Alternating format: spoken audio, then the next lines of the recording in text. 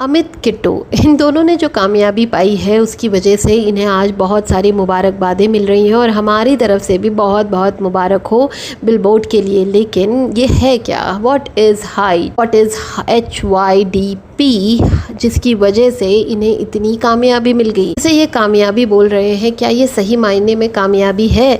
इन सब के बारे में हम डिटेल में आज इस ब्लॉग में बात। और सबसे इम्पोर्टेंट, लप्पू लप्पी कहाँ है? लप्पू लप्पी इनके फैमिली के मेंबर हैं, इनकी कामयाबी में क्यों नहीं है? नमस्कार, सुप्रभात, गुड मॉर्निंग। मैं आपकी मंजरी आज फिर हाजिर हूँ आपके साथ ब्लॉगर्स रिव्यू पर। और आज हम बात करने वाले हैं अमित और किट्टू की कामयाबी के बारे में।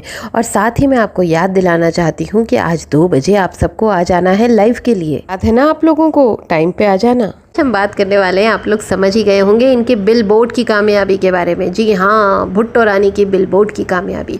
तो मैंने थोड़ा रिसर्च किया, थोड़ा समझा कि व्हाट इज़ HYDP, जो कि ये कर रहे हैं, बता रहे हैं कि बहुत कामयाबी हुई, इनका मतलब बिलबोर्ड लग गया। तो ये जो HYDP क्या है और क्या है इस कामयाबी का मापदंड? तो देखिए, सबसे पहले तो मुझे इस बारे में बात करनी है, मुझे पूछना है इस परिवार से, भुट्टो के परिवार और इनके हस्बैंड से, कि इन्होंने लप्पू लप्पी को क्यों नहीं बुलाया। उन्होंने अपने गाने का पूरा क्रेडिट इनको दे दिया। तो चलिए थोड़ा सा डॉट्स जोड़ते हैं। तो भाई गाना रिलीज हुआ 5 की रात या 6 की सुबह को, ये लोग वैष्णो देवी में थे। 7 को ये लोग वापस आते हैं, 8 को ये कम्युनिटी लगा देते हैं, 9 को रक्षाबंधन है। अब अगर आप भुट्टो का व्लॉग देखें तो ये वहां पर बता रहे हैं कि रक्षाबंधन के जस्ट 1 या 2 दिन पहले ही इनकी ये पूरी शूटिंग हुई थी। ये जो फोटो ये है ना उनके बिलबोर्ड में, वो फोटो की शूटिंग हुई थी। यानी इन्हें पता चला था कि ये पूरा होने वाला है, बिलबोर्ड बनने वाला है, लगने वाला है मेट्रो स्टेशन पर, और इसका जो अनाउंसमेंट होगा, ओपनिंग होगी, वो हम रक्षाबंधन के नेक्स्ट डे रखेंगे। ये पूरा प्लान हुआ होगा और ये पूरी बातें जो है इन्हें पता चली होंगी लप्पू जी को। और लप्पू जी तो आपको पता ही है, इन्हें बहुत मिर्ची लगती है किसी की भी कामयाबी से, तो इन्हें लग गई थी मिर्ची। तो इन्होंने सोचा कि कैसे हम ट्रोल कराएं भुट्टो रानी को। तो भुट्टो रानी को ट्रोल कराने के लिए, यानी भुट्टो और इनके परिवार को ट्रोल कराने के लिए लप्पू ने एक कम्युनिटी लगा दी। बहुत ही स्मार्ट गेम खेला, जो हमें अब समझ आ रहा है जब इनका बिलबोर्ड वाली न्यूज बाहर आ गई है। जब ये कम्युनिटी लगाई तो उससे क्या हुआ, लोग भड़क पड़े। लप्पू को बहुत अच्छे से पता है कि मैं क्या करूंगा, क्या दिखाऊंगा तो लोग कैसे बिहेव करेंगे, क्या दिखाऊंगा तो रिएक्शन चैनल वाले क्या बनाएंगे, मैं कैसे करूंगा कि सब्सक्राइबर्स मुझे कैसे कमेंट करेंगे। Lappu is a very smart person, इस बात को आप लोग प्लीज समझिए। और इसी चीजों से वो खेलता है, वो खेल गया फिर से सबके साथ। लप्पू ने क्या किया कि लप्पू ने ये कम्युनिटी लगाई जिससे लोगों ने ट्रोल करना शुरू कर दिया भुट्टो रानी को, कि देखो भुट्टो रानी पे बहुत प्यार आता है, सबको छोड़ दिया, गांव की शांति को छोड़ दिया, इसको छोड़ दिया, उसको छोड़ दिया, ईशा को छोड़ दिया, सबको छोड़ के लगा पड़ा है वो भुट्टो रानी को क्रेडिट देने में। हुई ना भुट्टो ट्रोल। तो उसने क्या किया कि इस तरह से भुट्टो को ट्रोल करा दिया, इस खुशखबरी को से वो लोग दबाएं। मतलब कितना परेशान रहे इस खुशखबरी के आसपास भी, वो लोग कितना परेशान रहे भुट्टो एंड फैमिली। वो इस पर काम कर रहा था और साथ ही साथ वो दोस्ती भी दिखा रहा था कि देखो मैं तुम्हें सारा क्रेडिट दे रहा हूँ, मैं तुम्हारा नाम लिख रहा हूँ, मैं तुम्हें क्रेडिट दे रहा हूँ, क्या तुम मुझे नहीं बुलाओगे? शायद उसे समझ आ गया था कि उसे नहीं बुला रहे हैं, इसीलिए वो इतना परेशान हो गया था कि उसने ये पूरा खेल खेला। तो जी हाँ, वो कोई क्रेडिट नहीं दे रहा था, वो खेल खेल रहा था हम सबके दिमाग के साथ। और उसकी आदत है, वो ये खेल बार बार खेलता है। और जब से ये कंट्रोवर्सी हुई है ना लप्पू लप्पी और दीदी वाली, तब से उसे ये बात बहुत अच्छे से समझ आ गई है कि लोग किस तरह से किस चीज के पीछे भागते हैं। वो YT के एल्गोरिदम को बहुत अच्छे से पढ़ चुका है। चलिए अब दूसरी बात पे आते हैं। तो बिलबोर्ड लगा है, पोस्टर लगा है भुट्टो रानी का। तो भुट्टो रानी जो बार बार HYDP यानी हाइट पे बोल रही है, वो क्या है? मैंने थोड़ा सा समझा इस चीज को। तो जो मैंने गूगल पे सर्च किया उसके हिसाब से ये ना एक कंपनी है जो क्रिएटर्स को एक ब्रांड कोलैबोरेशन का मौका देती है। कंटेंट क्रिएटर्स को मार्केटिंग और एडवर्टाइजमेंट का जो काम है ना वो उन्हें दिलाती है। तो HYDP जो एक एजेंसी है, वो ऐसे क्रिएटर्स को, इन्फ्लुएंसर्स को ये जो PP लिंक और प्रमोशंस करते रहते हैं ना, ये लोग दिलाते हैं इससे। ठीक है, जैसे कुछ दिन पहले एक और एजेंसी का ऐड कर रहा था लप्पू, उनकी एजेंसी में गया भी था दिल्ली में, और बहुत सारी जगह पे उनका लोगो भी लगाता है वो अपने प्रमोशंस में, आप लोग देखिएगा।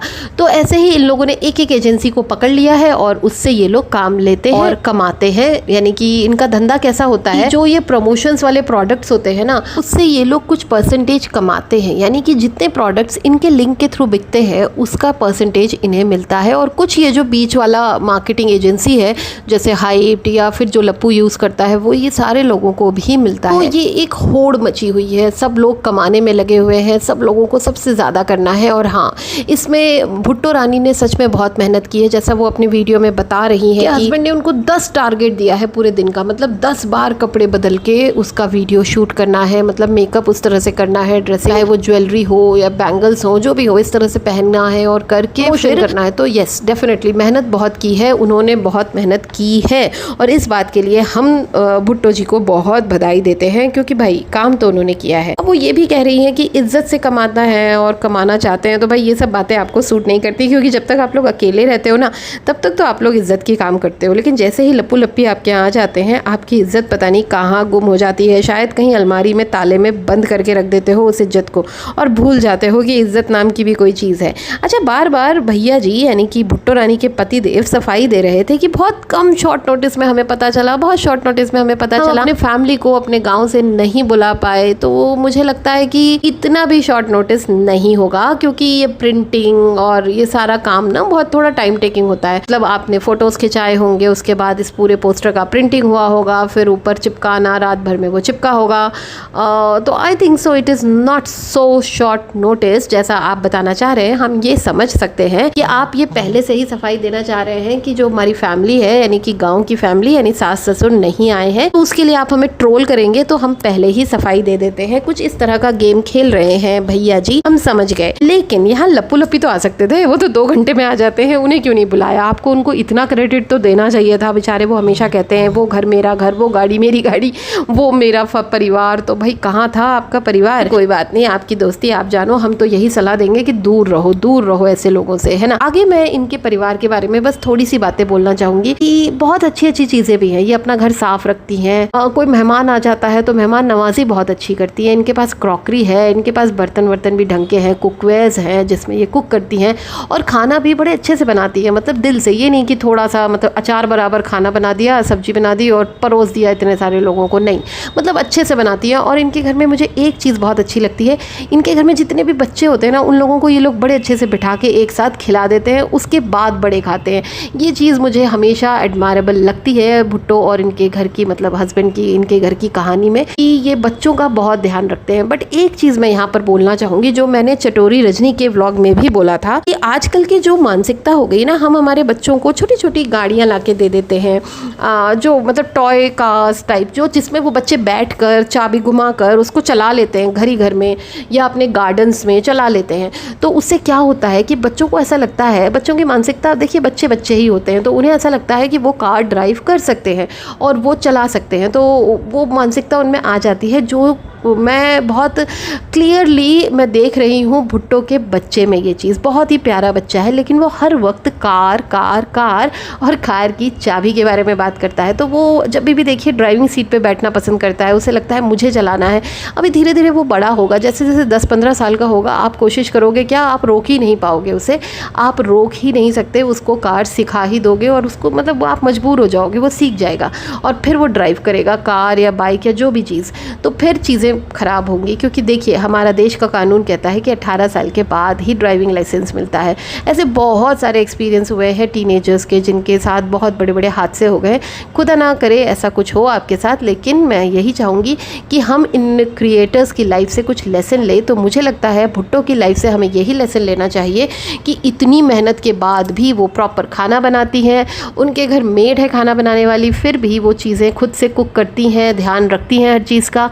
कोई मेहमान आ जाए उसका भी ध्यान रखती हैं, घर बहुत साफ रखती हैं। और अगर पति का देखा जाए तो भाई इनका पति बेस्ट पति है। अगर हस्बैंड्स अवार्ड मिले ना क्रिएटर्स में, तो बेस्ट हस्बैंड भुट्टो के पति को मिलना चाहिए, क्योंकि जितने अच्छे से ये सहयोग देते हैं अपनी वाइफ को, कोई और क्रिएटर नहीं देता है। ये जितना प्यार से काम कराते हैं अपनी वाइफ के साथ, कोई नहीं करता है।